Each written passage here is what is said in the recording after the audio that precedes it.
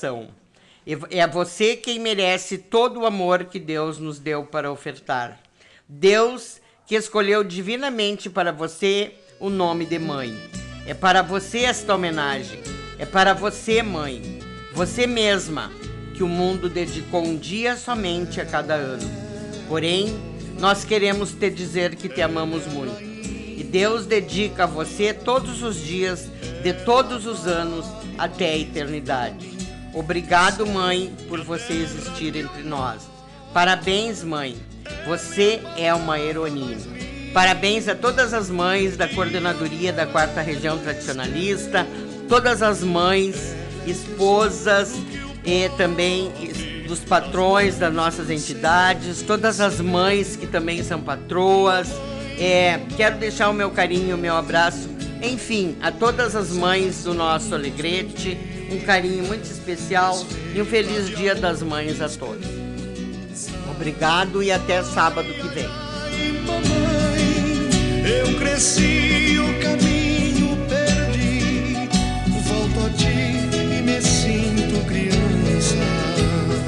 Mamãe, mamãe, mamãe, eu te lembro, chinelo na mão, o avental todo sujo de ovo. Se eu pudesse, eu queria outra vez, mamãe, começar tudo de novo.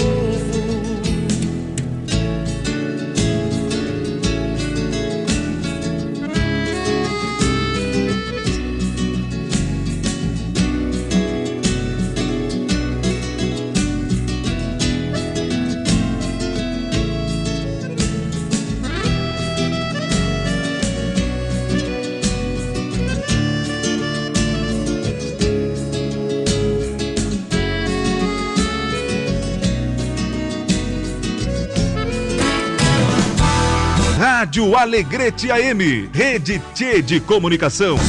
ZYK 210, 590 kHz. Alegrete, Rio Grande do Sul, Brasil. Continue ligado, vem aí a próxima atração.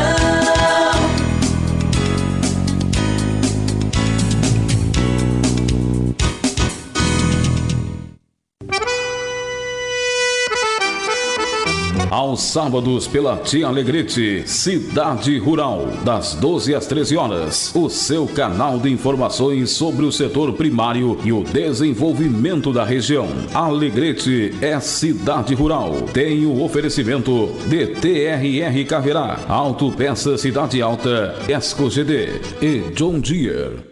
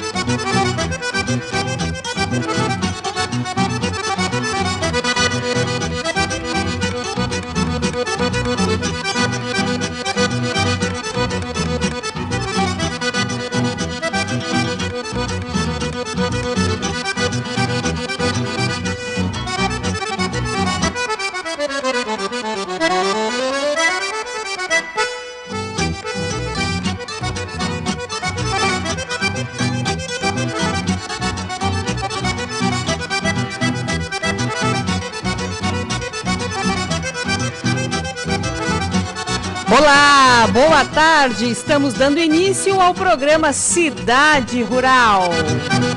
Agora são 12 horas e 3 minutos e faz 16 graus aqui na Praça Osvaldo Aranha. É uma satisfação estar conversando com a nossa agrosociedade de Alegrete e região. E eu sou a Cíntia Fragoso Ramos e estarei todos os sábados neste horário do meio-dia até a 1h da tarde. E hoje me acompanha na técnica o Marcelo Castro. Marcelo, Cidade Rural tem a força de... Procura por peças de caminhão, caminhonetes nacionais e importadas? A Autopeças Cidade Alta é especialista neste segmento, com marcas conceituadas no mercado. Também possui em seu estoque peças elétricas, alternadores e motores de partida. Venha conhecer os nossos produtos e nossa experiência de 22 anos. Autopeças Cidade Alta fica na Avenida Assis Brasil, 2000. Fones 3422-5800, 3422-4029 e o WhatsApp 99973-1308. Comunicado oficial ESCO GD Tecnologia em Energia. Informamos que estamos atendendo a todos os clientes normalmente em nosso escritório, tomando as devidas medidas e cuidados para que a saúde de todos seja preservada. Pela parte da manhã das 8 às 12 horas e à tarde das 14 às 18 horas na Avenida Tiaraju 1406, Edifício Pampatec. Também estamos realizando atendimento via plataformas digitais para quem escolher ter uma experiência diferenciada com nossa equipe. Contamos com a colaboração e conscientização de todos para juntos combatermos esta pandemia. Atenciosamente, ESCO GD. Chegaram os novos tratores da série 5E. São 7 modelos equipados com um novo motor que mantém alto torque mesmo em baixas rotações. Versátil para encarar qualquer desafio. Ele também conta com a opção da nova transmissão 12x12 com mais velocidades de trabalho. Tudo isso completamente integrado com as tecnologias John Deere que simplificam e potencializam seu trabalho no campo. Venha até a Alvorada Sistemas Agrícolas e veja de perto novos tratores 5E, a solução de quem quer crescer mais. Desde 1981, ao lado do produtor rural, o TRR Caberá fornece óleo diesel, graxas e lubrificantes direto na lavoura. Produtos com a qualidade de quem há tantas décadas aposta no desenvolvimento da região da fronteira oeste. Venha nos visitar na Avenida Assis Brasil, 2098, próximo ao Trevo. Solicite um orçamento ou faça seu pedido. Fones 3422-1717 e 99976-5048. TRR Caberá, em parceria com o Homem do Campo.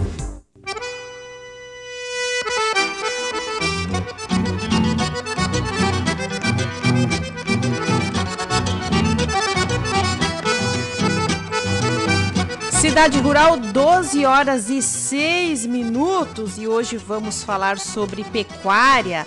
Já está aqui comigo no estúdio o seu Pedro Pífero, ele é produtor rural e também é coordenador da Comissão de Pecuária de Corte da Farsul. Uma boa tarde, seu Pedro, seja bem-vindo aqui ao nosso Cidade Rural.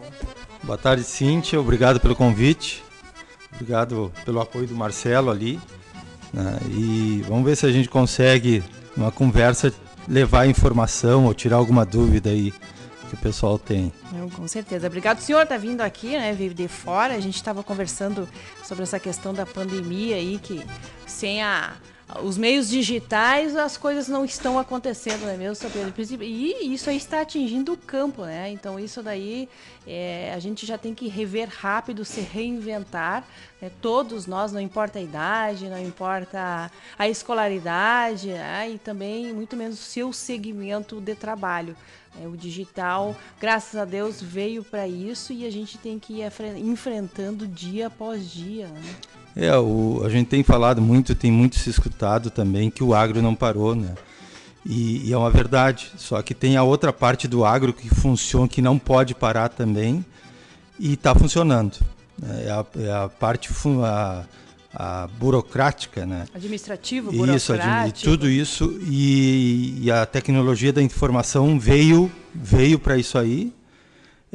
Tinham muitos projetos que estavam na gaveta com a dificuldade de ser implantado, até por parte daquela aceitação, tanto do produtor ou da sociedade em si, E essa Covid, a pandemia trouxe isso aí. Ela foi obrigada a sair da gaveta, foi obrigada a colocar para fora, e as pessoas obrigadas a aceitarem. Quem não aceita, como tu disse, está fora. Tá fora.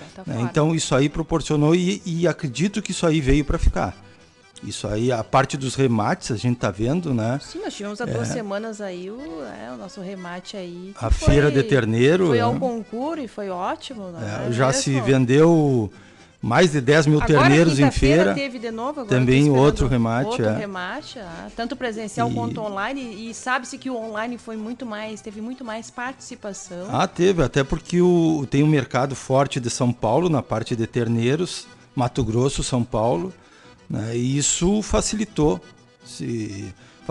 a parte de comercialização. Imagina se não tivesse saído às feiras, vamos começar por essa primeira, assim, não saísse às feiras.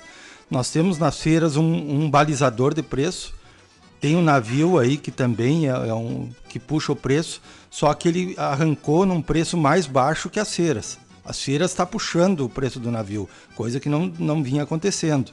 O navio aí abriu a comercialização a 6,50 e as feiras está na média acima de 7, então puxou.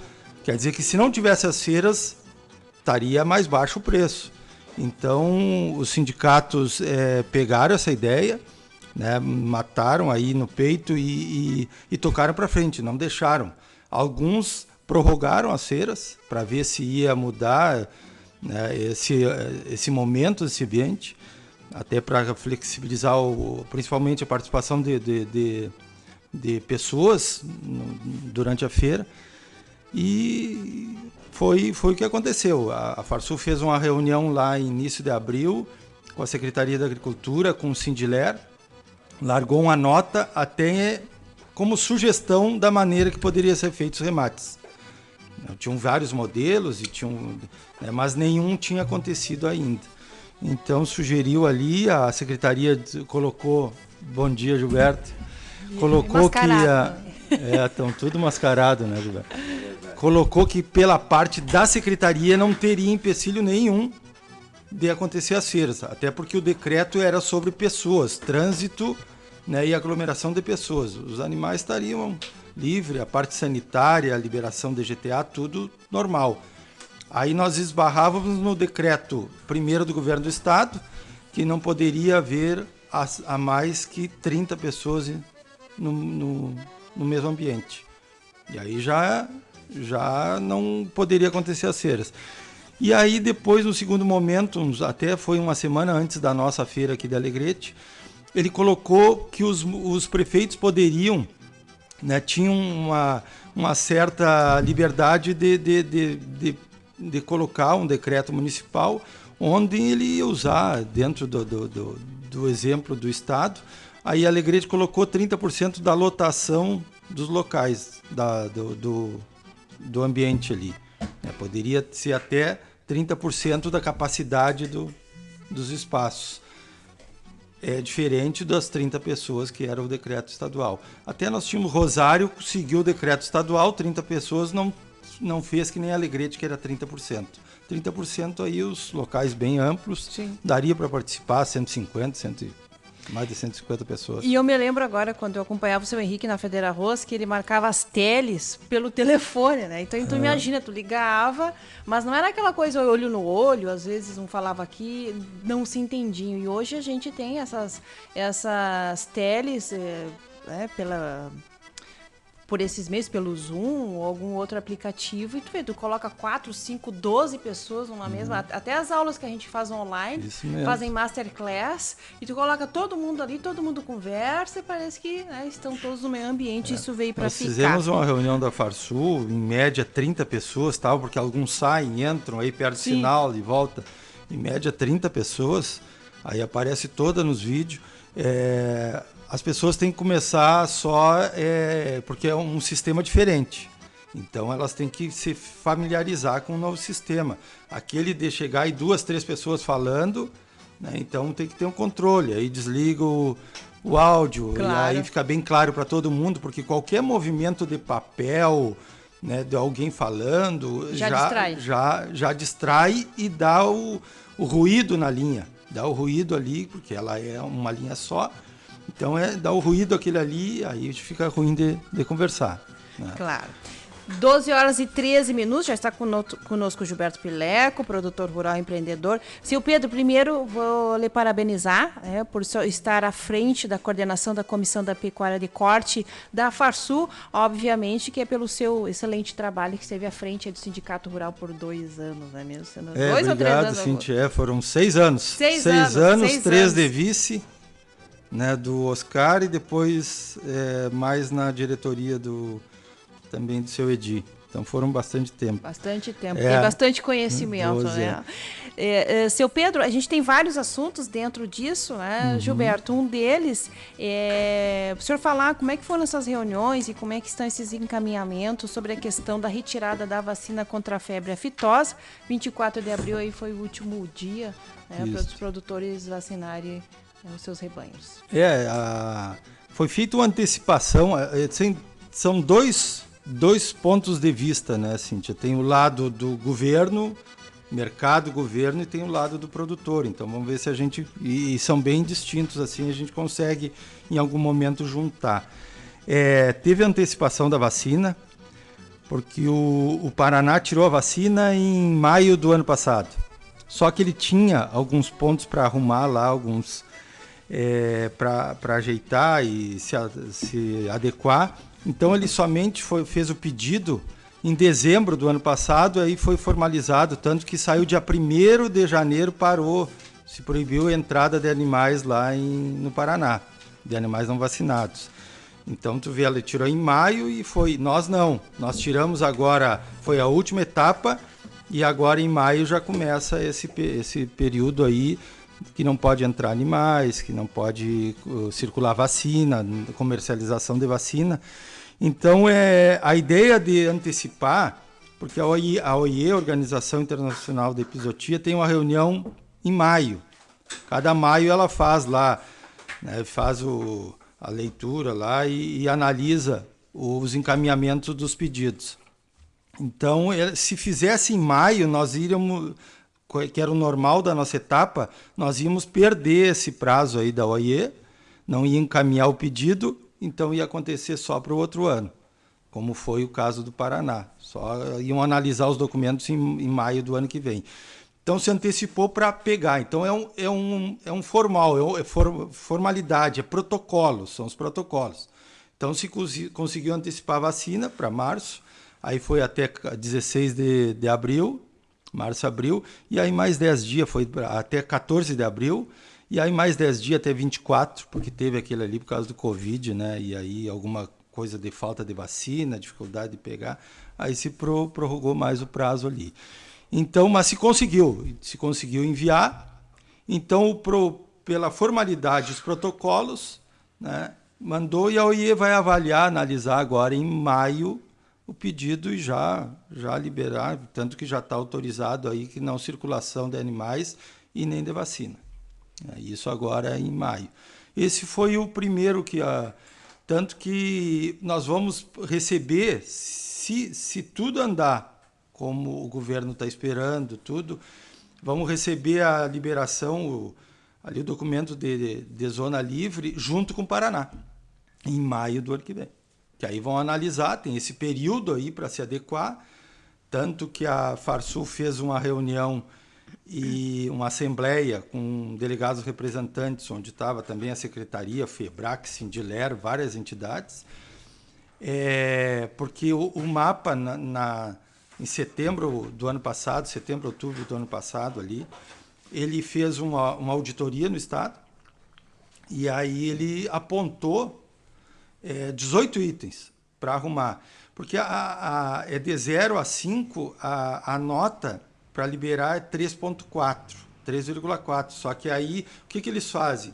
O Rio Grande do Sul e o Paraná foram os 2 estados que receberam essa nota, os outros não receberam, nas auditorias que o mapa fez o ano passado. Então ele pega assim, número de pessoas é uma nota, estrutura é outra, e são vários itens. O fundo, para te ter uma ideia, nós recebemos uma nota 3,2, que o fundo é o Fundesa, que é obrigado a tu ter um fundo de indenização na parte e também de auxílio, né, na parte de sanitária. E nós temos o fundo há bastante tempo, é um fundo reconhecido, exemplo para todo o Brasil. Só que falta recurso, ele tem que compor um pouco mais de recurso. Então, em vez de 3,4, recebeu 3,2, mas na média o Rio Grande do Sul recebeu 3,4 e passou. Passou, só que tem 18 pontos que tem que adequar. É aquela parte de aquisição de veículos, pessoal, contratação de pessoal, né, e outros itens também, o fundo, como eu falei, e outros itens aí que não são menos importantes, mas é a parte de comunicação, a parte de informação, a GTA e essas coisas tudo, né? E o senhor tem conhecimento de como é que eles fazem toda essa pesquisa? Não, vem uma auditoria, vem uma missão de lá, né, do mapa, e é o primeiro ponto antes de enviar para a OIE. Tanto que o Bernardo Todeschini, quando estava aqui, é superintendente do mapa no estado, a gente conversava bastante, e ele sempre dizia, olha, o Brasil, de todos os pedidos que enviou para a OIE, nunca perdeu, não concordaram com o que ele mandou. Então, isso o mapa tem, né, uma credibilidade muito grande lá. E isso não é só para a aftosa, são vários, é mercado, muitos pedidos que são feitos, né? Que aí foi sempre o Brasil foi contemplado ali. E esse é um. Então, tem a missão do mapa interno para ver se o Estado está mesmo apto, aí que ele manda para a OIE. Mas antes ele faz o dever de casa, tanto o Estado como o mapa, como fiscalização. Então esse foi o primeiro momento e a parte de antecipação. Esse é o do Estado, por isso que eu disse são duas visões. Esse do Estado e mercado também, que a ideia do mercado, porque não é só bovinos, tem suínos também, que é o primeiro na escala, vai ser o primeiro que vai ser contemplado. Porque hoje, segundo os sindicatos de suínos, ele perde em torno de quase 50% do valor da carne de exportação só por não poder exportar carne com osso. Então, a carne sem osso, né? Então, isso aí... Uma pergunta que eu queria fazer é sobre a carne, quando tu está livre de aftosa, ele envolve toda a cadeia da carne, frango, sim, isso. Suíno, que são as carnes que hoje mais negociadas, né? Frango, suíno e bovino. No mundo, o consumo de carne... O Rio Grande do Sul exporta aí 47% do que produz de suíno ser exportado. Isso aí é pouco, a parte de ovelha... Não é pouco, Mas o mercado mundial se baseia em bovinos, suínos e frango. Isso mesmo. Sendo, por exemplo, Paraná, livre, que tem muito frango e muito suíno. A minha curiosidade de saber era se tinha diferença de preço para o suíno, para a ave, e se o osso, porque a fetosa é para toda a carne com osso, né? Sim, é isso aí. O mercado, por isso que assim, o primeiro que vai ser vai ser contemplado, tirar um proveito de imediato é os suínos. Isso. Né? Então, assim, por isso que aquela parte do bovino de corte e suíno. Bovino de corte, os mercados que nós poderíamos ganhar antes, que era a barganha que o governo do estado tinha, o bovino tirando, nós vamos ganhar mercado. Hoje já se tem todos os mercados, mesmo vacinando. Com estados que nós estamos aí, né, com vacinação, sem a fitosa com vacinação, tem China, Uruguai, nós não temos Japão, mas o Uruguai é o mesmo status que o nosso e tem.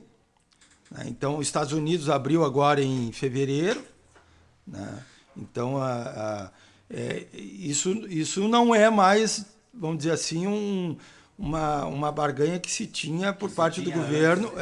Então, hoje, para o bovinos, ela é muito mais lenta esse ganho. E se nós falarmos para chegar a remuneração até o produtor, é mais lento ainda. Porque hoje se exporta para a China e não chegou o valor da exportação, ele deixa de perder, porque, na verdade, essa exportação tira a carne de dentro do mercado e o preço não baixa. Mas, na verdade, o produtor ganhando com aquele valor que é pago, que é recebido, vamos dizer, pela exportação, não está ganhando. Ele está ganhando indireto porque está tirando carne. Mas a remuneração em si se sabe que é bem maior que o mercado interno. E tem outra parte. Hoje nós trabalhamos com carne, como diz o Camardelli da Bieck, né? A culinária e gourmet, vamos dizer. A culinária é essa que a gente vende, é carne de panela, é o que o Brasil exporta, quantidade e preço. Esse que o exportador está procurando, que o importador está procurando. É volume e preço. Então ele vem no Brasil, que tem volume e preço. Agora, o que o Rio Grande do Sul sempre buscou e procura é que nós temos uma carne de qualidade que nós estamos vendendo como boi, como culinária. Então, isso que a gente é a briga do Rio Grande do Sul. Nós queríamos vender como gourmet, agregar valor na qualidade, né? Não simplesmente na exportação. Então, esse é o segundo passo, né? Então, isso que está se buscando. Quando você fala, Pedro, que o produtor é demorado para chegar, vamos fazer uma conta rápida aqui. Eu estava escutando você falar aí na hora dos remates, virtual. As feiras estão levantando, são hoje, esse ano, que estão levantando o preço. É bom isso, o produtor se dá conta disso, que sempre nós temos que apoiar as feiras. Mas a feira está levantando o preço. Então, aqui está falando que chega, eu lembrei aqui, o ano passado nós vendemos terneira a 6,20. Dólar. A 6,20 é o quilo, reais. A 4,20 era $1,47. Vezes 1,47 nós vendemos, então, ano passado. Então, se fosse vender $1,47, que é exportação, eu estou falando, né? E foi isso que nós vendemos ano passado. Vezes 5 e quanto vamos botar o dólar? 5,5? Nem vamos botar 5,80. 5,50. Vamos botar 5,50. Nós deveríamos estar vendendo os mesmos terneiros para vender o mesmo preço do ano passado, a R$ 8,08, 8,10. Que o ano passado nós vendemos a 6,20. E esses mesmos navios estariam comprando esse ano a 6,50. E dizendo que estamos pagando mais que o ano passado, em reais. Mas câmbio, em dólar o câmbio. O câmbio ele tá. Então é difícil para chegar na ponta do produtor, é só para fazer essa conta. E o câmbio tá proporcionando o poder de compra para esses importadores. Para esses importadores. Claro que aí tem os casos à parte. A Turquia, por exemplo, a Turquia entrou numa crise muito grande já antes do Covid, ali atrás, que aconteceu uma desvalorização do dinheiro dela. E ela não tem esse poder de compra. Por isso que a exportação de gado em pé, que era o forte para a Turquia, né, com câmbio como era antes, se perdeu por causa da crise interna. Mas entrou outros países. Egito agora tem um contrato para o Egito aí que está fechando aí. Né? O Egito, Jordânia. Jordânia foi aqueles 20 mil terneiros ali que se embarcou ali e foi para a Jordânia. Então tem outros mercados, né, que é um mercado interessante para o produtor, né? E isso a gente brigou bastante com o Cicaders. O Cicaders até largou uma nota aí dizendo que ia afetar o mercado interno, as indústrias demitir, né? E ociosidade, mas a ociosidade da indústria no Rio Grande do Sul a gente vê, olha, 15 anos aí tem ociosidade. Tem.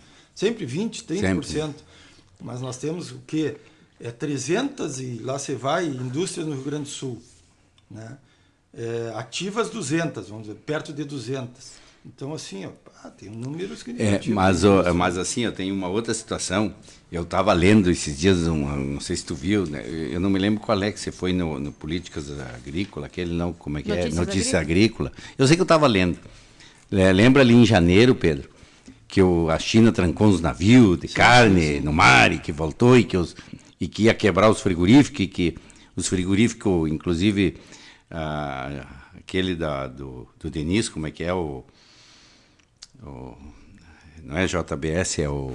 Minerva? Não, aquele lá de São Paulo, do Grupo Denis. O BR. O BR. Inclusive o BR deu notícia que eles estavam negociando, que não iam ter problema, mas eu tive lendo umas notícias. O que aconteceu em janeiro foi problema de fluxo de entrada de navio nos portos da China por causa do Covid. Só que eles não divulgaram. Sim.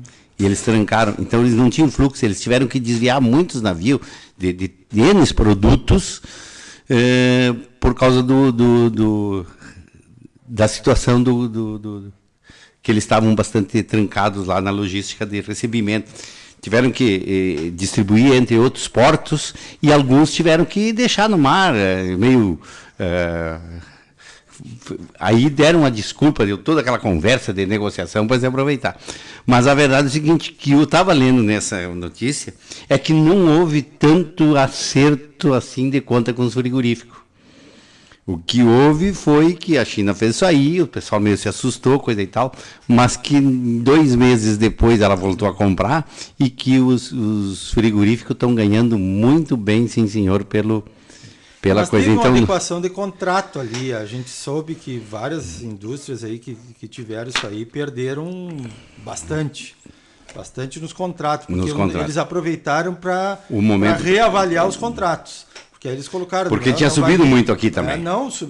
É que lá eles têm um subsídio que eles dão para comprar, que o governo dá para as empresas comprarem.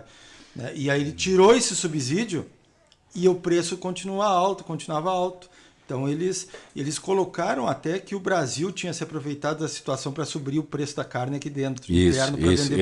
Então foi mercado, foi ali, eles reavaliaram. Não, eles aproveitaram tudo isso aí, mas o que da situação que eu li, se eu não me engano, foi no notícia, uma dessas que dá notícia importante. Sim. Eu acho que foi a Notícias Agrícolas, que deu essa informação, que teve também tudo isso e que o mercado vai continuar e que os frigoríficos estão vendendo bem. Inclusive deram até um número de quanto % é os valores que os frigoríficos... Não, ganha bem. Então tem frigoríficos nossos aqui que estão com esses contratos de exportação, estão contentes, estão mandando carne fria. Tem 3 plantas aí, Alegrete, São Gabriel e Bagé, e o Silva está entrando agora. Acho que foi credenciado agora, não sei, não começou ainda, mas passou na missão essa aí, na última que eles fizeram. Então, para o Rio Grande do Sul é bom, até porque sai carne daqui. Se o Brasil exporta em torno de 25%, eu acho que sai de 13% a 15% do Rio Grande do Sul em exportação. Daqui sai isso aí, que é o abate que tem ali do Marfrig, né? Se tu pegar a planta do Marfrig, ele detém 14% do abate, 14% a 15% do abate do estado, é mais ou menos o que é exportado. Tu vê o volume que tem isso aí. E esse frigorífico que está fechado em Passo Fundo, o que acontece? Esse é do Covid, né? Do COVID. o cuidado que tem que se ter. De frango também, né? Os Estados Unidos é um exemplo que o Brasil... tem muitas coisas e o Rio Grande do Sul eu tenho dito que é assim também. Nós somos, por uma parte, contemplados, porque nós estamos vendo exemplos que está acontecendo e nós podemos se adequar, antecipar. Né? E isso serve o exemplo da China, serve o exemplo da Espanha, dos Estados Unidos na parte da indústria, no Brasil mesmo e em outros lugares que já tem o Covid, né? Já tem. Para a gente, o Rio Grande do Sul e o Alegrete também aqui, né? Na parte da Santa Casa, estrutura, tudo, a gente se adequar. A parte da indústria dos Estados Unidos se parou. Só que lá é assim, lá são poucas indústrias com um volume muito grande. É diferente do Brasil. O Brasil é muito pulverizado, né? O que eu estava dizendo, no Rio Grande do Sul tem quantas? 180 indústrias ativas no Rio Grande do Sul, abatendo frigorífico. Então tu vê como é pulverizado. Claro, de suíno é menos, eu estou falando de bovinos. Mas mesmo assim, ele tem bastante indústria, diferente de lá. E o Brasil é isso, então parou agora. Passo Fundo parou a indústria, já tem 4, Lajeado tem outra com problema. Né? E ontem eu vi que a parte do BR ali também parou, uma parte de se não me engano, aves ou suínos. Né? Então isso aí, esse é o nosso grande receio. São 2 pontos, é a indústria e o porto. Que eu acho que isso aí, acredito que isso aí assim, não pode acontecer. Imagina o porto com a saída de produtos aí, soja, tudo para exportação. Que não adianta divulgar que o agro não para. Se os canais, se a logística, vamos dizer assim, Mas a gente conversou faz umas 2 semanas com o Caio Viana, que é o presidente da CCG, a gente falou sobre o porto e ele diz, e eu também ouvi o seu Fernando Estima, que é o superintendente do porto, estão tomando todas as providências. Não, eu falei com o Caio Nemes, que a parte de logística ele entende bastante, trabalha nisso aí. Lá atrás, que era um receio que a gente tinha, e eu falei com o Caio, e ele disse, não, Pedro, isso aí está sendo tratado, isso aí já está, o pessoal lá dentro, até o controle, aumentar controle, tudo já está. E acredito que nas indústrias também, nos frigoríficos, tem que ser isso aí, tem que tomar o maior cuidado, porque senão... Como tu diz, não adianta o agro não parar se algum ponto parar. Que algum ponto parar. A mesma coisa, Pedro, que eu fico imaginando o seguinte, como é que vai ser, porque não tem jeito. os insumos. Os insumos para nossas próximas lavouras. Tudo nós dependemos de porto, de chegada de insumos, e a gente depende de tudo dessa logística. Então, o mundo depende disso.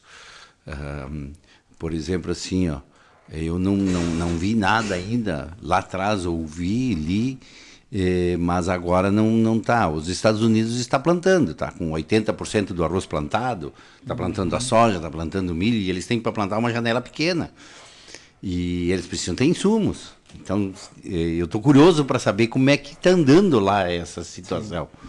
A gente ainda não tem notícia, mas nós vamos ter aqui, porque a resposta lá é que nem diz o Pedro. Nós vamos nos antecipar o que vai acontecer conosco. Por enquanto não tem essa loucura, essa correria, porque o agro não parou, coisa e tal, ele não pode parar, porque a planta não para. Ela tem que chegar no momento germinar, tem que chegar no momento... Nós vínhamos de uma crise, né? Nós não passamos a crise que nós vínhamos antes do Covid, nós vínhamos de uma crise. Não a crise. Né? E não tinha terminado. Nós estávamos com a possibilidade de melhora. E aí vem isso aí, toda aquela... E a seca? E a seca, nós podemos falar sobre a seca. Vamos só atualizar os nossos comerciais e depois já continuamos essa conversa. São 12h35. Estamos conversando com Gilberto Pileco e Pedro Pífero. Marcelo? Procura por peças de caminhão, caminhonetes nacionais e importadas? A Autopeças Cidade Alta é especialista neste segmento, com marcas conceituadas no mercado. Também possui em seu estoque peças elétricas, alternadores e motores de partida. Venha conhecer os nossos produtos e nossa experiência de 22 anos. Autopeças Cidade Alta. Fica na Avenida Assis Brasil, 2000. Fones 3422-5800, 3422-4029 e o WhatsApp 99973-1308. Comunicado oficial ESCO GD Tecnologia em Energia. Informamos que estamos atendendo a todos os clientes normalmente em nosso escritório, tomando as devidas medidas e cuidados para que a saúde de todos seja preservada. Pela parte da manhã das 8 às 12 horas e à tarde das 14 às 18 horas na Avenida Tiaraju 1406, Edifício Pampatec. Também estamos realizando atendimento via plataformas digitais para quem escolher ter uma experiência diferenciada com nossa equipe. Contamos com a colaboração e conscientização de todos para juntos combatermos esta pandemia. Atenciosamente, ESCO GD. Chegaram os novos tratores da série 5E. São 7 modelos equipados com um novo motor que mantém alto torque mesmo em baixas rotações. Versátil para encarar qualquer desafio. Ele também conta com a opção da nova transmissão 12x12 com mais velocidades de trabalho. Tudo isso completamente integrado com as tecnologias John Deere que simplificam e potencializam seu trabalho no campo. Venha até a Alvorada Sistemas Agrícolas e veja de perto novos tratores 5E, a solução de quem quer crescer mais.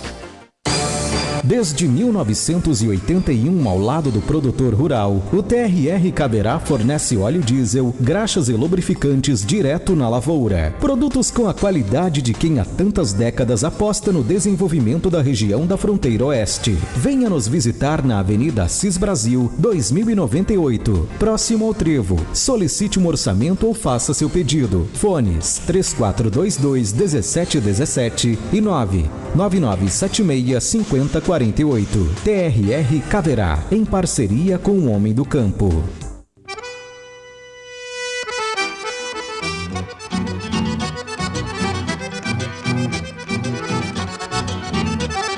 Cidade Rural, 12h37. Para quem ligou o rádio agora, estou conversando com Pedro Pífero, Gilberto Pileco, produtores rurais. Seu Pedro Pífero, coordenador da Comissão de Pecuária de Corte da Farsul. Quais são as atividades, as ações que o senhor vai desempenhar lá? Bom, como diz o nome, a Comissão da Pecuária da Farsul, são várias comissões. Né? Tem do trigo, tem do arroz, tem e ovinos, e eu da parte de bovinos. Então, nela concentra todo o assunto da parte de pecuária de corte. Tem a do leite, tem a pecuária de corte.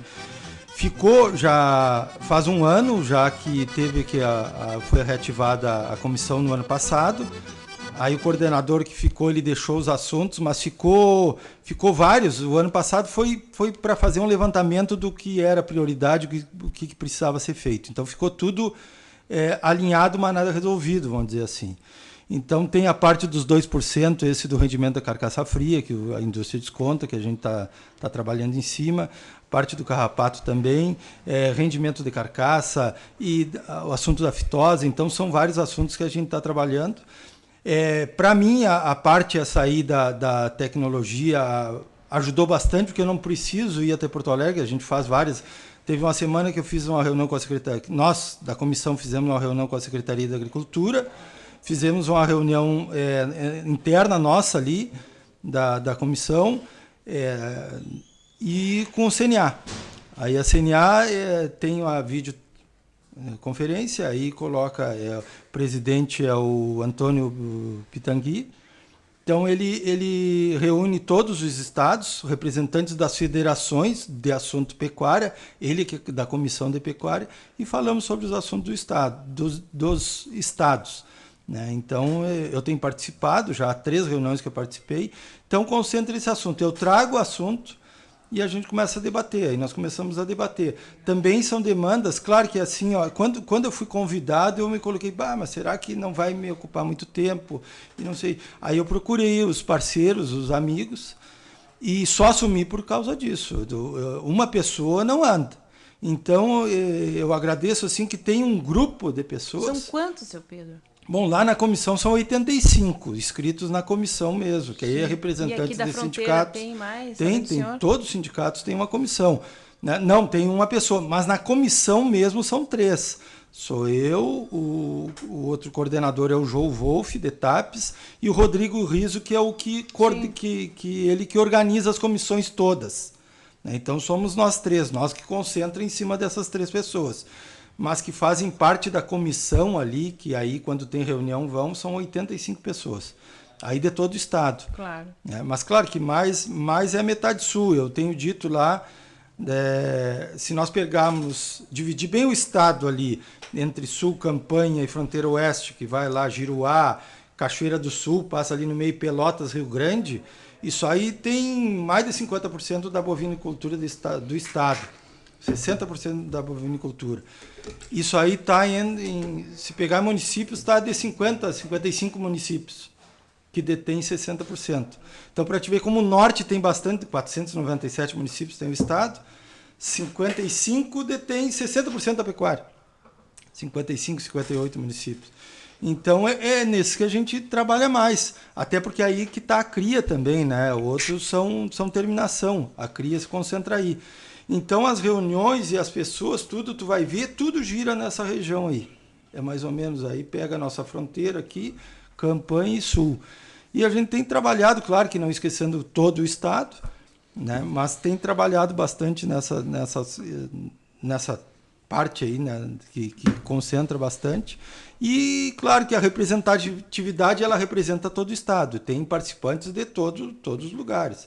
O IP, o outro coordenador, era da IP, ali perto de Vacaria, que era o Sim, Carlos Sim. Então, o trabalho é esse, é pegar a demanda, faz a reunião, a gente faz uma reunião, pega subsídios e começa a conversar. A parte da informação, a gente está trabalhando muito a parte da informação que tinha, mas a secretaria tem informações, mas é concentrada e não tem alguma coisa para o produtor. O Fundesa tem uma informação que eu faço parte também lá dentro do Fundesa, sou suplente lá na Comissão de Pecuária de Corte, e agora como coordenador estou participando de todas as reuniões. Ele tem uma informação que foi feita muito para a indústria. Até nós estávamos numa reunião e o que faz essa informação chegou e disse, Pedro, tu lembra lá em 2006, quando tu começou que tu chamou lá para a Farsul, a tua turma, e era uma turma mesmo, era uma meia dúzia, que eu já fazia parte da Comissão de Pecuária quando foi montada a Comissão de Pecuária da Farsul, um Esperoto. Aí eu fui, e uma demanda nossa era informação. Aí contratamos essa empresa, o Fundesa contratou, só que nós queríamos saber muito o que era a indústria. Naquela época nós dizíamos, olha, a nossa renda está indo para a indústria, está ficando na indústria. Então nós queríamos ver o que é produtor, indústria e varejo. E aí se fez muito pautado em cima da indústria, abate, rendimento, peso de carcaça, comercialização, e se esqueceu um pouco dos números que ajudam o produtor. Número de rebanho, exportação de gado em pé, né? Isso não passa lá. Então esses números aí a gente está procurando levantar, são 4, 5 itens aí, para auxiliar o produtor numa tomada de decisão. Aí quantos terneiros produzidos, e aí onde é que está concentrada a pecuária, quem é que produz mais, quem é que abate mais.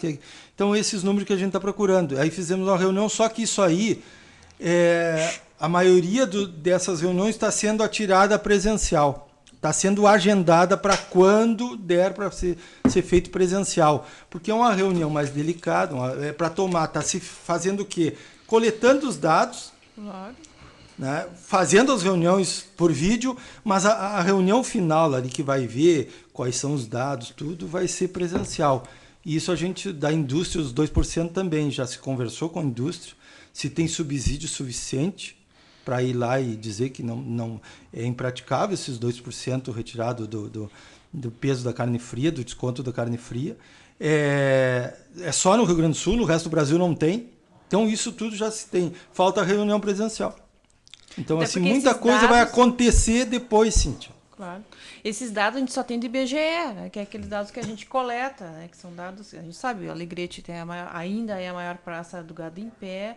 E nós temos esses dados também aqui de Alegrete, que eu acredito que o Conselho de Desenvolvimento Agropecuário deveria retomar, né, que é um dossiê. Tem um baita trabalho a Fundação Marona, junto com o Conselho. Nós fizemos uns anos. Isso, acho que tu estava de presidente do sindicato. Depois de quantos anos? 10 anos. 10 anos. Adriana, a diferença era ela bastante. Na época tu era o presidente. 94 a 2004. É o censo agropecuário aqui Aquela da volta era da comissão.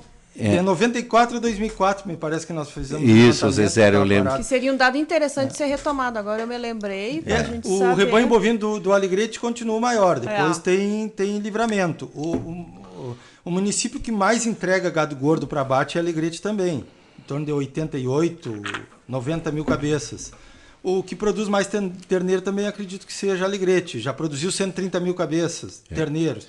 Agora menos. O trabalho aquela vez que foi feito junto no Conselho, junto no sindicato, junto eu lembro da Fundação Marona, tudo que foi feito, né, foi feito não só do bovino, foi feito de tudo, de ave, de tudo. É um trabalho muito bem feito. Grãos também muito. Grãos, foi muito, soja, sorgo, tudo. Até foi ali que você percebeu que tinha ovinos, 60% das propriedades tinham até tantos hectares. Isso. É um trabalho muito bem feito na época, foi feito. Isso vale a pena mesmo ser retomado. Né? Esses são os dados que tem a secretaria, estão todos lá os dados, porque a GTA é mais completo, porque a gente faz através desse GTA. Normalmente o do Fundez ele pega só as indústrias que estão no agregar, então ele pega ali em torno de 80%, 85%, acho, das indústrias, e o que está sim cai fora, e isso na secretaria tem.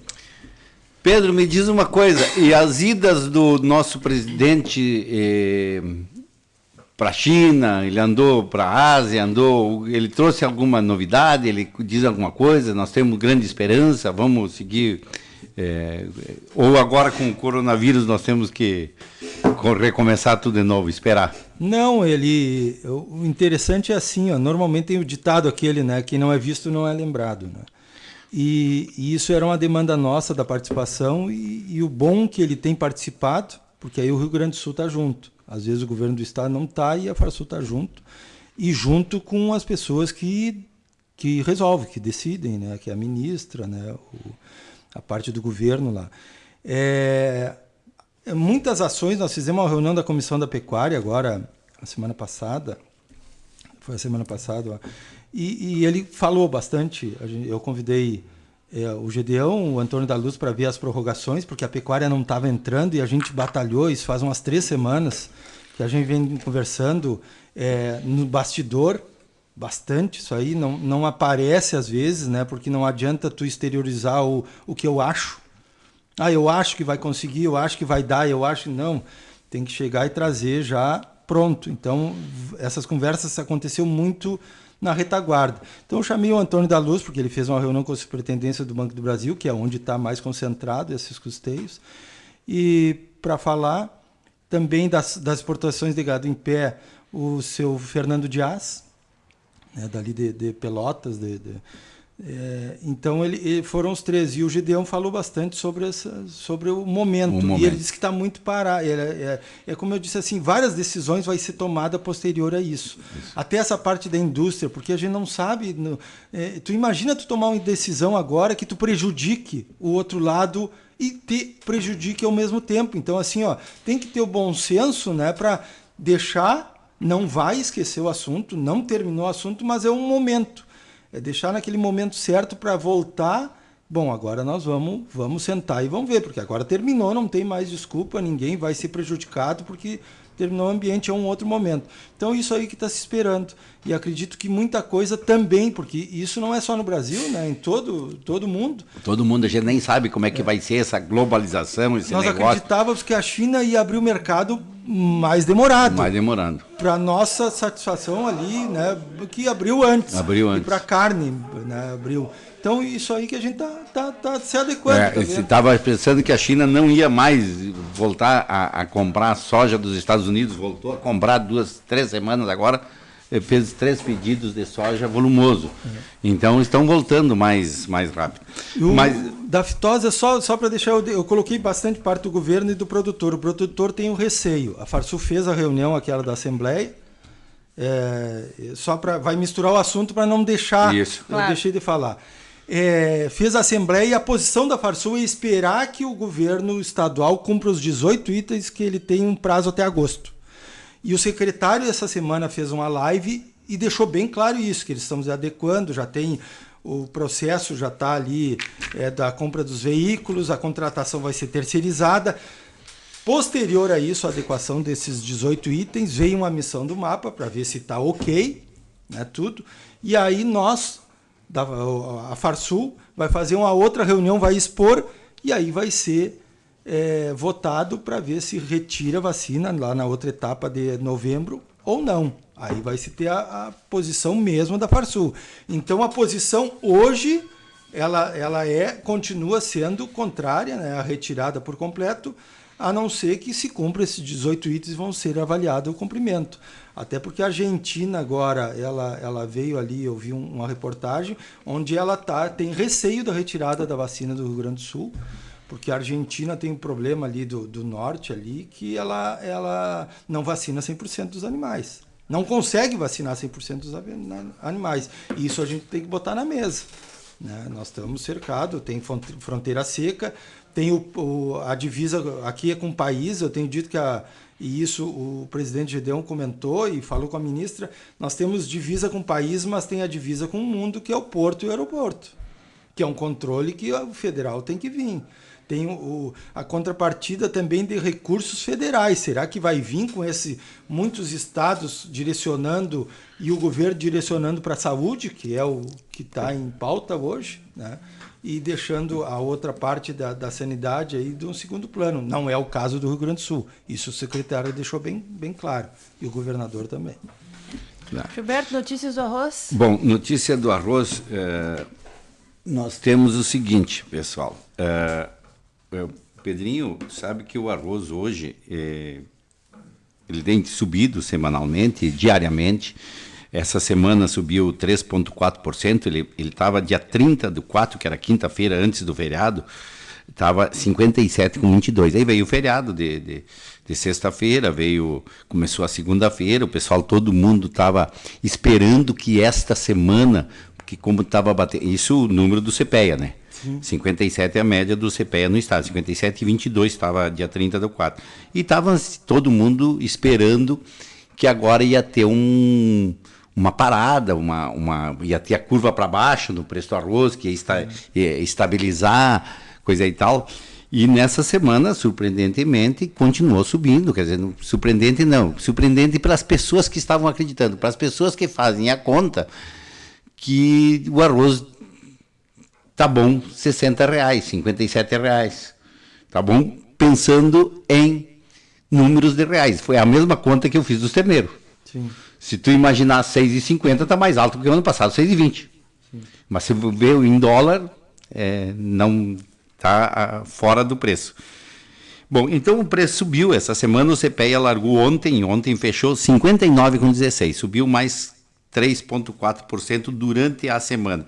Embora a segunda-feira foi um pouco parado, pós-feriado, uma terça-feira o preço voltou a subir. Mas o que eu tenho que dar de notícia para as pessoas é o seguinte, pessoal, eu fiz um levantamento de todo o preço em dólar, porque em dólar a gente faz o preço. De 2009 até 2020, subiu em dólar, o arroz se valorizou 14%. Se nós pensarmos que o arroz esse ano se valorizou em dólar 40%, porque está todo mundo, mas o arroz agora está valendo, 40% se valorizou este ano de 2020. Então eu tenho que dizer, ó pessoal, de 2009 até 2020 só se valorizou 14%. Ele teve algumas valorizações, mas teve outras desvalorizações, então ele não está tão alto assim não, ele está dentro de um preço relativamente. Agora nós temos que falar o seguinte, bom pessoal, o custo em dólar vai ser maior para nós produzir. Pessoal, R$59 bateu essa semana, o dólar bateu 5,84, quer dizer que nós estamos em $10 o preço. Então, pessoal, não houve recuperação de preço, a não ser só a recuperação da situação do dólar. Tem gente que já está falando que no final do ano o dólar está sujeito a bater R$7. Se o dólar bater a R$7 no final do ano, quando nós estamos gastando para fazer a nova safra, nós vamos gastar quanto de insumos, de herbicida, de tudo isso é dolarizado. Quando é que vai ser o nosso custo, pessoal? Eu não quero que o dólar bate a coisa. Então, para aqueles que estão pensando assim, não, nós temos que vender todo o nosso arroz nesse momento, que o preço... Olha, pessoal, eu não tenho toda essa certeza. Eu acho que nós temos que continuar naquela coisa que a gente sempre soube, né, Pedrinho? De ir fazendo média no preço do arroz. Vai fazendo média, não porque muitos produtores chegaram para mim e dizem, não, mas eu vou vender todo o meu arroz agora, porque bate nos R$60, eu vou vender todo. Mas, Gilberto, tu não acha assim que o governo, o mercado nessa situação está muito desorganizado? É difícil de tu fazer uma análise que vai continuar isso aí? Porque assim, nós temos, eu não sei se o que puxou um pouco do valor do arroz também não é o consumo. Que não, com as pessoas em casa, o arroz acredito que tem aumentado o consumo, né? Então isso aí puxou, numa dessas a indústria fez assim, isso aqui eu passo esse período. E aí o consumo foi lá e ela teve que vender, tem que buscar mais. Então há uma... Pedro, deixa eu dizer o seguinte, eu fiz um levantamento e estou fazendo, não terminei ainda, desde 1980 no consumo brasileiro. O consumo é a mesma coisa, eu estou chegando a uma conclusão, ainda não está fechado esses números, ainda está no achômetro, mas não nasce mais filho se não tem uma mulher grávida. O que eu quero dizer? Se nasce 1.000 pessoas por mês, não nasce 1.500 de uma hora para outra. E o consumo também, ele dá um reflexozinho de aumentar mais esse mês, mas o consumo, ele é uma periódica constante. Mas nem o Covid, tu acha que essa situação... E teve crises de 1980 para cá, nós tivemos muitas crises, muitos planos e os consumos se manteve. Essa é a minha situação. O que eu fui estudar o consumo dos Estados Unidos? Estou estudando o consumo dos Estados Unidos. O consumo nos Estados Unidos, nos últimos 5 anos, subiu. Nos últimos 5 anos subiu, tanto é que os Estados Unidos estão com problema de coisa. Nos últimos 5 anos. E ele subiu de quanto? De 110, 115 milhões de sacos para 134, 135 e não baixa. E agora vai subir um pouco o consumo. O consumo vai dar uma melhorada. Mas no histórico dos números, eu comecei a entender que ele é constante, tu entendeu? Ele tem. E nós temos o consumo. Bom, então no consumo nós temos o problema maior que eu tenho visto, e eu até escrevi em 2015, eu fiz um texto da maior crise mundial do arroz. Lá na época eu dizia assim, ó, é preciso compreender que a crise não é pela queda da produção ou os estoques mais baixos ou pelo aumento da necessidade mundial. Não é pela crise da produção, e sim é pelo aumento da necessidade. Quer dizer, o mundo vem aumentando a população, vem aumentando o consumo, vem aumentando por exemplo, assim, quando é que se dizia, se esperava assim, a carne é muito cara, o pessoal não tem dinheiro para comer carne e fazer churrasco. Não, é para comer churrasco, mas a carne vai ser consumida no mundo pela quantia de aumento populacional, aumento do consumo numa demanda, aumento da demanda.